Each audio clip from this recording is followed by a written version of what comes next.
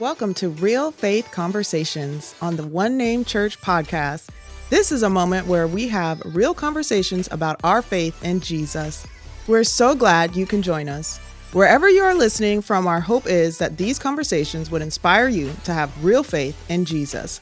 So, hope you are ready because we are about to get real.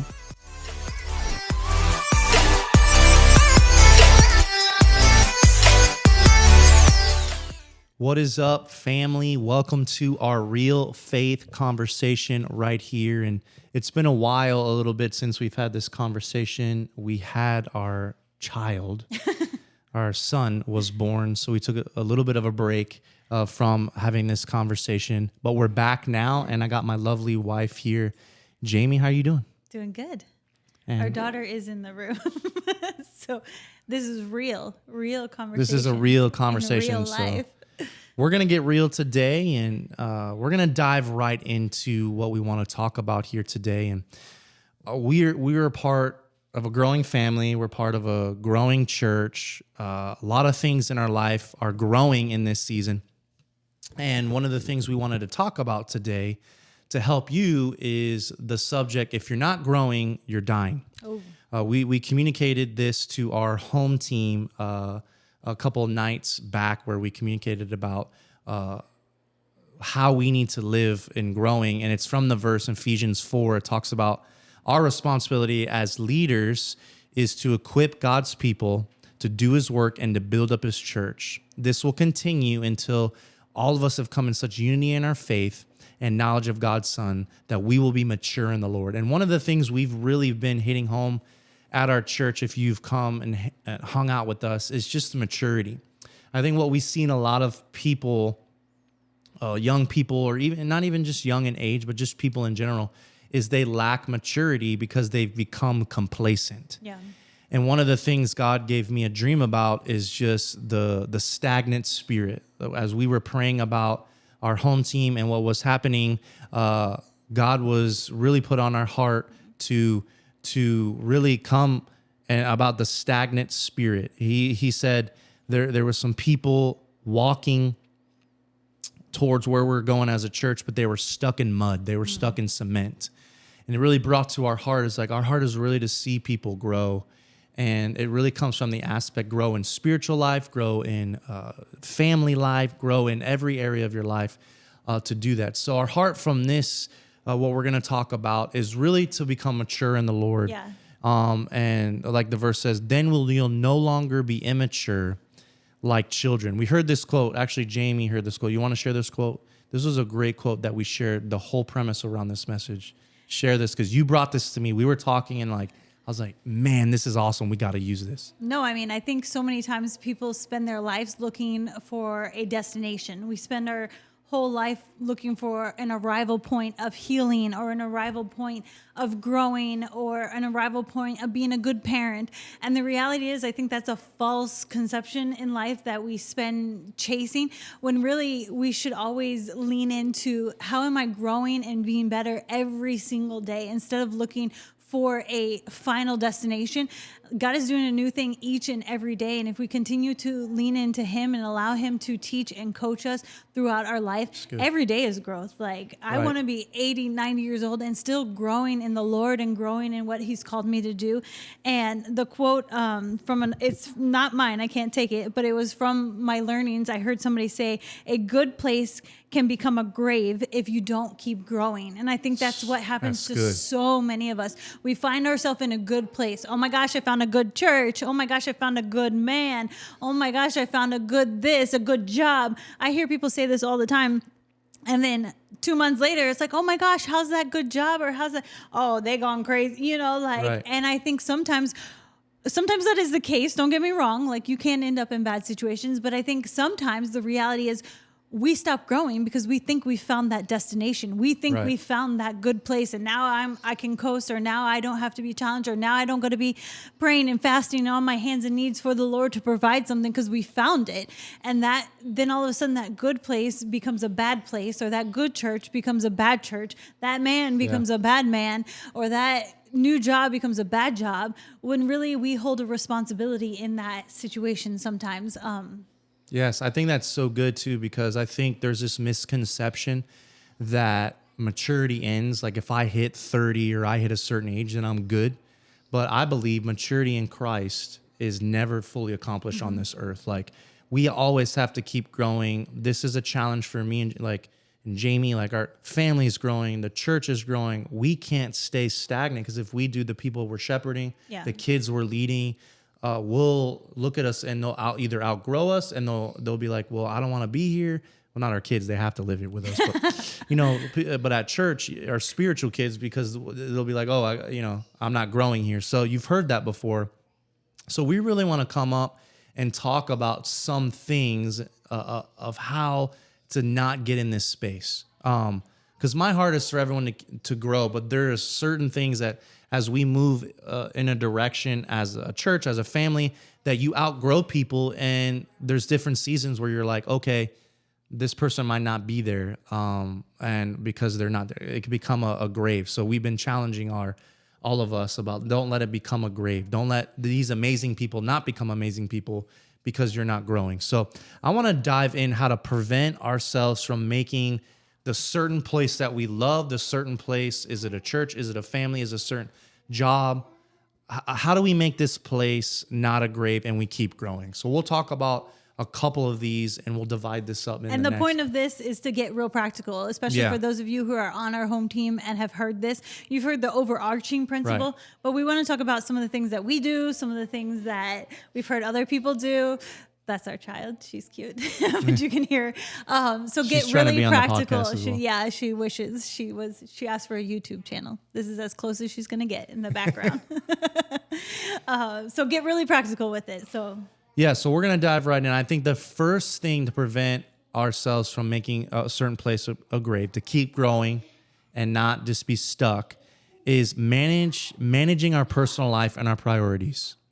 I think this is very key, like life skills. And I think I want to dive into this because I feel like if you can't lead yourself, you're not going to be able to go into where God has called you to. And I just want to ask the question, and we ask, how well are you leading yourself at home? And what is the priority of you doing that? Because it doesn't matter about your public forum if your private devotion, your private life, your private discipline is not on point. So, Jamie, I had talk to about this because I know you're really good at this. You're really good at managing your personal life, managing priorities. You keep me in line. You help me become a great leading yourself. Because I know one day we were all sitting there and Jamie goes, I cannot be your motivation for you to do this, which is true. Because I was looking for her to be my motivation to work out. And I was like, I'm not going to work out unless we work out together. And I was like, oh, we're going to do this as a couple and all this stuff. But then she's like, I cannot be your motivation to work out. And that challenged me because this it's is like my exit of the house for a while. Right. So she's like, I need to get away from you. She kind of said. But what it challenged me because it's like, if I can't lead myself to work out by myself and I need Jamie to lead me, I'm never going to accomplish and I'm never going to grow because I'm always going to wait on someone else to push me where I got to go. No, that's good. So this is important. So how do we manage our personal life? Too many times people look for leadership or mantles or titles that they, at the end of the day, don't lead themselves. So God's not going to give you that if you can't lead yourself. So I think getting really practical with it, first you got to know what your priorities are. And that is different in every season. I know for me right now, my priorities are my family and the church that God has entrusted us to lead. Those are my priorities. We have a running joke at our church, would I love to come to the pickleball club? Yes, I would. But I would love to go.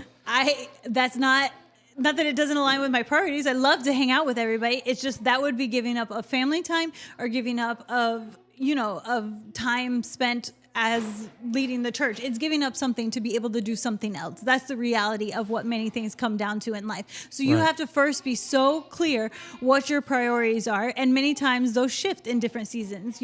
One day my kids will be out of the house and that won't be on my list one day. But getting really practical with it is Corey and I together have a weekly meeting and we go through schedule and down to who's picking who up at what time and what are we making dinner, who's in charge of this, who's babysitting the kids, who's doing all this different stuff at different times. And that helps us manage our life and manage our priorities, because we put our priorities at the top of our list. So I think what many times happens in people's life is we schedule whatever somebody texts you or whatever comes across your phone Right. is your first priority. No, you got to be intentional about scheduling your priorities, not allowing them to schedule you.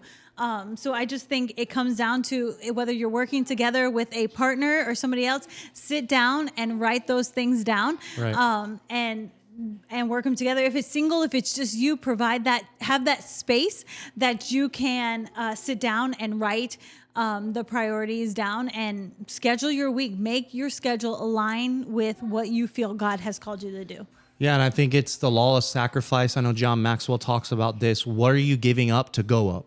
Like, Yeah. what are you giving up in your life? That it's like, what's hard with some people is like, I really want to do this, but you ain't willing to give up Yeah. hanging out or partying or doing the things that you know, like, okay, that's good, but is that really beneficial? Yeah. Is that beneficial to my growth? And I think this is hard for a lot of us because we want to have a social life. We want not say, don't sit here and say, when Jamie says not play pickleball, like, we're not going to go.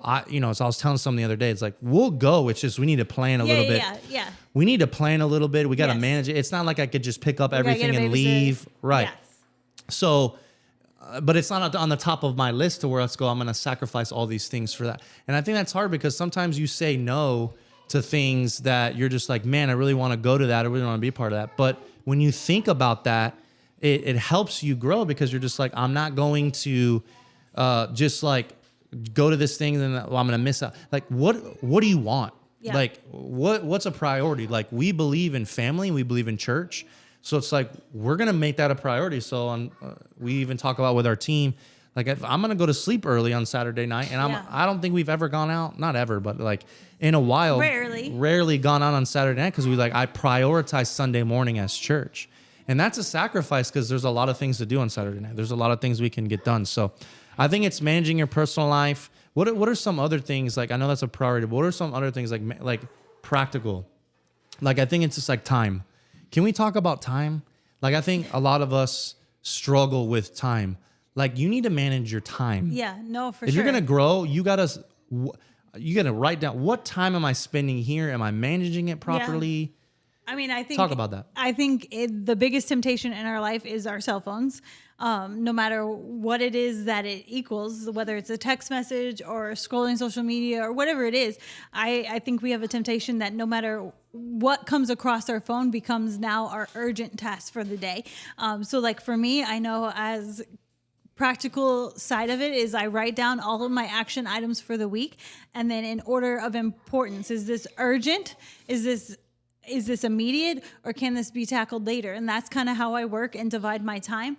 And it's knowing how you spend your time. At the end of the day, you think back, and sometimes you got to be as intentional as writing it down and logging it. Like, how much of my time went to this?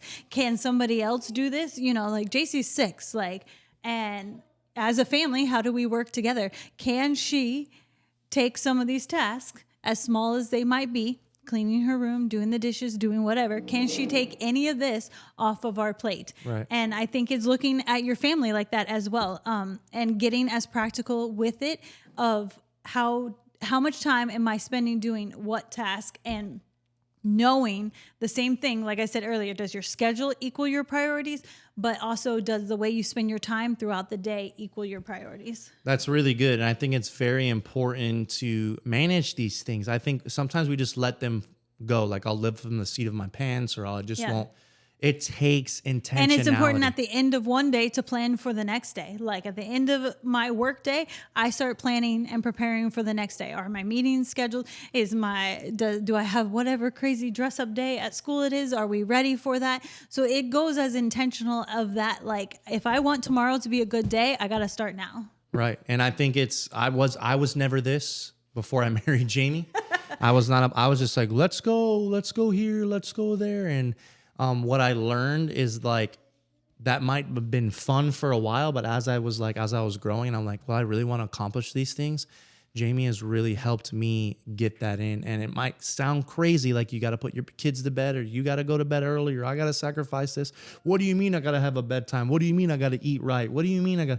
And we don't want to be told those things, but anyone who's successful does these things. Anyone who is growing and they're pushing the limit on certain things, or growing in any sphere, church, anything, spiritually especially, they're doing these things. They're waking up early. They're going to bed early. You know what I mean? So I think it's important that we manage those things, and making sure spiritually your private devotion will determine how much God used you in public ministry. So if you're not spending time growing in the Lord and you just show up to church on Sunday, that will affect how God used you. He cannot trust you if you're not spending time with him one-on-one. So I think that's important too. Like, am I waking up? Am I putting stuff in my, or time into there to do my quiet time with God? So that's very important. We'll go to the next one. I think this one's really important when we're talking about to prevent ourselves from making places a grave, to growing and not dying, is always be teachable.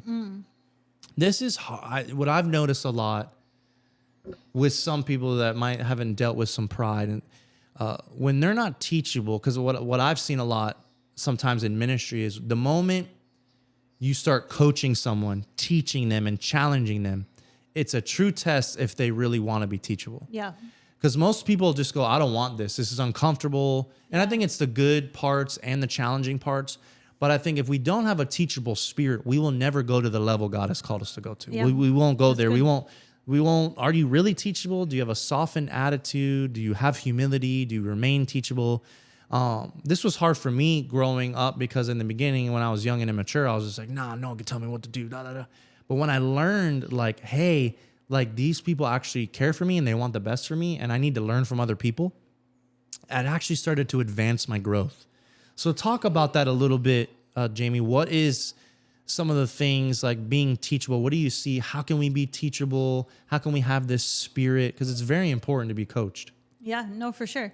I think that that's something as well that we can get really practical with. Like in step one, like, are you adding a growth plan into your personal life plan for your week, for your month, for your year? Are you being intentional about your growth? Because if you're being intentional about it, are you spending time with mentors of people who are going to speak truth to you? I think that's important as well. We can have mentors in our life that are from a distance, but those mentors in our life who are doing life with you, rubbing shoulders with you, and can see the good, the bad, and the ugly, those are the mentors we truly need to listen to and receive to, because they see everything and they know how to call you higher and call out the good and the bad points, and encourage you in that. So are you allowing them to do that? Or do you only want somebody to come and be like, good job, good job, good job? Right. We like that. That's easier. That's more beneficial. Not beneficial, but that our spirit likes that when people just coach you on. But we don't like somebody who is like, hey, good job, but if you were to do this or say this could help improve your life. We don't like that. That's uncomfortable.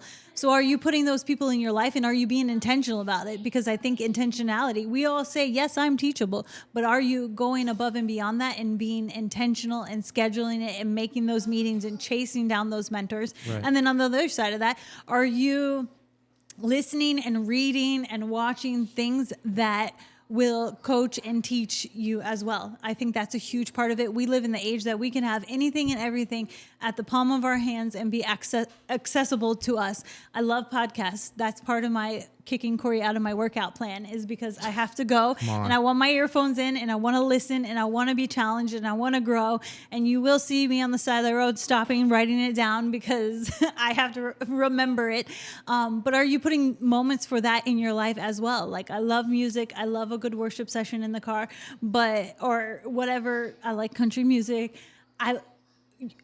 I spend lots of time in car line, and sometimes I can find myself, am I just messing around here? Or do I have 30 minutes that I can devote to learning something? So I think it's an intentionality behind that, and being intentional about finding your avenues that you're going to be teachable. That's so good. Here are a couple questions you can ask to evaluate if you're teachable. Are you open to other people's ideas? I think that's so important too. Or just like someone shares an idea, like, nope, we ain't doing that. It's not my idea. Do you listen more than you talk? This is a challenging one. Are you just always talking, or are you listening to what others are saying? Are you listening to someone who's teaching you? Or you just always have what I've seen when I've coached people is like everyone always has a response instead of letting it's like when I'm with my coaches, like who are coaching me, it's just like, I'm listening. Yeah.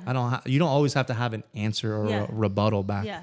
Do you really admit when you're wrong? Are you teachable? Like, hey, I was wrong. I messed up today. I should have did that. I should have spoke like that. Do you ask questions? That's very important. If you're the teachable ones, ask questions. So that's important. So always be teachable. Last one for today that we'll talk about in growth, and we'll continue this conversation as we go, is I think how to prevent making place a grave and not growing is you got to stay focused forward. Focused forward.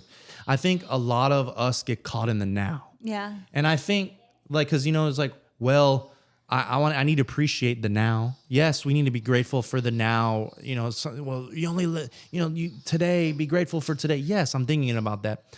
But great leaders and people who are successful, they look towards, where are we going? Where is God taking me? I'm focused on forward, so I'm not getting complacent. Because it's very easy to go, I got the job, I got the money, I got the salary I want, I'm good. I'm not going to look forward to advancing. Or I had the church, we got enough people that are good, so I'm not going to advance. So I think it's very important that we focus forward and we look at the goal. And I think vision is important for that. Like, we have a vision at our church that we continue to tell people, but do you have a vision for your life that keeps you focused forward? Like, I'm not done. Yeah. So what would you kind of say about that? Like, how can we stay focused? What are some practical things that we can continue to look forward? Yes, we have to know where we're at and to look forward, but how can we look forward? Yeah. And always be thinking ahead. I mean, I think one of the things that I think of is like, so many times we get hung up on like the bad parts of life and we tend to stay stuck there. Like, well, oh my gosh, that didn't turn out the way I thought it was going to, or that relationship didn't pan out the way I thought it was. And then we just like live in this, like, I don't know what you call it, like this moment of mope, like rather That's than good. like, I think so Mopey many people, Mondays. but I think so many people tend to like live there. Like when you talk about staying focused forward, I think that means like dealing with the past. And I think that's something a lot of us don't like to do, because dealing with the past many times means we have to dig deep into things of our past and our childhood and different traumas and different things that have created us to be the person that we are today. And sometimes those things are messy and those things are hard to deal with.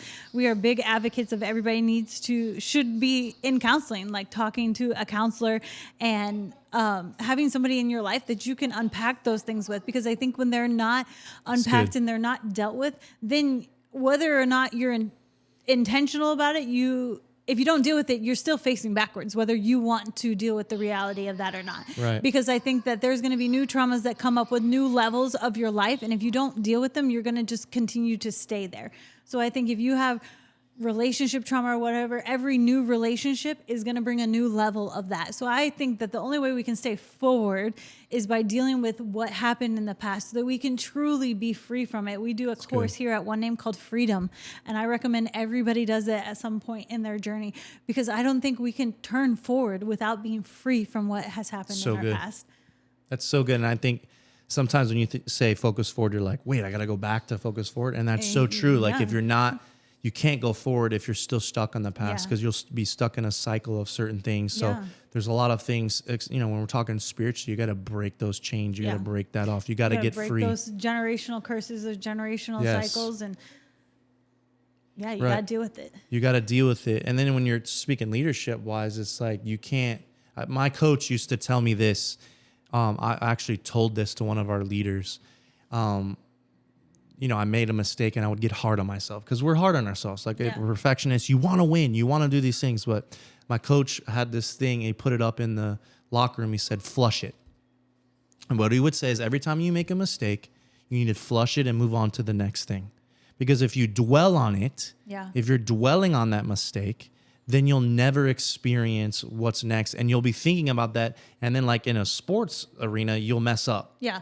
Or anyway, you might mess up and you won't give your best because you're worried about, well, I messed up then. What if I do it again? So I think it's really coming to this place. Taking that same principle and applying it in a spiritual aspect as well. It's like, I'm flushing it. I'm moving forward. This is where God is taking me. he's doing a new thing. We're moving into another level, and I'm going to keep growing. I'm going to look at where God is going and not get complacent. And I think that's important. I'm not going to get like, well, I like where I'm at. No, I'm going to stay uncomfortable. Yeah. Stay uncomfortable because I know that God can do immeasurably more than I ask, think, or imagine if I look forward. Because there's more for you. There's more for all of us. God wants to do more. Yeah. He wants to grow more. And not just talk about more just to have more, like more money, more people, more. It's not just that, more because I think God is a God of multiplication. Yeah. God is a God that wants to multiply things. So I think as we wrap this up on this part, I want to encourage you that God wants more for your life. And if you stay where you're at, you're not going to get to experience it. But if you make a decision to commit, to say, I'm going to grow, I'm going to look forward, I'm going to be teachable, I'm going to manage my life, I'm going to figure things out so I can position myself to grow. I'm telling you, it's happened in our lives where we've seen God grow our family, grow our church, grow us as human beings to a place that we didn't even think we would be at. So just want to encourage you to commit to that. Get plugged. Here at One Name, we have a lot of things for you to grow. So get plugged into that. And it's real. It's real when you do that. Like real people grow. Like when I want to be authentic, I grow. I'm not going to be faking it till I make it. Yep. I hate that statement. Like fake it till you make. We don't fake it till you make. We're real and we grow. So thank you guys for listening to this part. We're going to continue this conversation because there's a lot to unpack in this. But thank you for listening on this Real Faith conversation, and tune into the next one. We love you guys.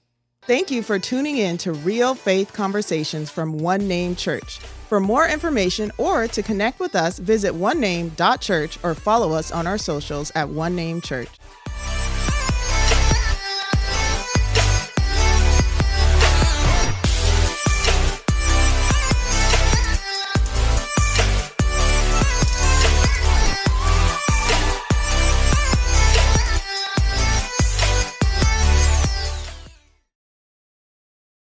This is an extra, what do you call it? This is bonus right here. Bonus, this is BTS behind the scenes. Behind the scenes footage.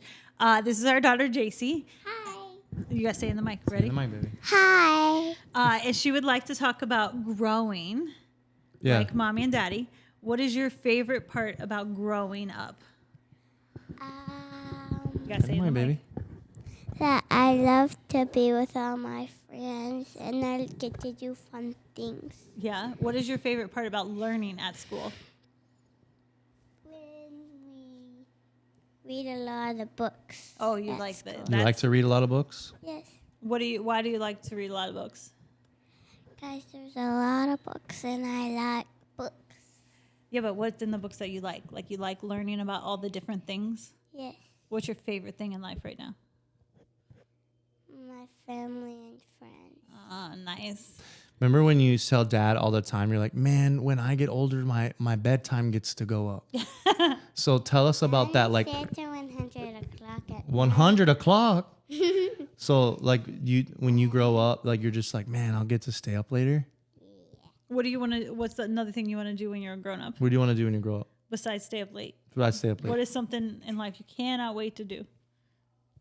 Talking to the mic, babe. have a baby.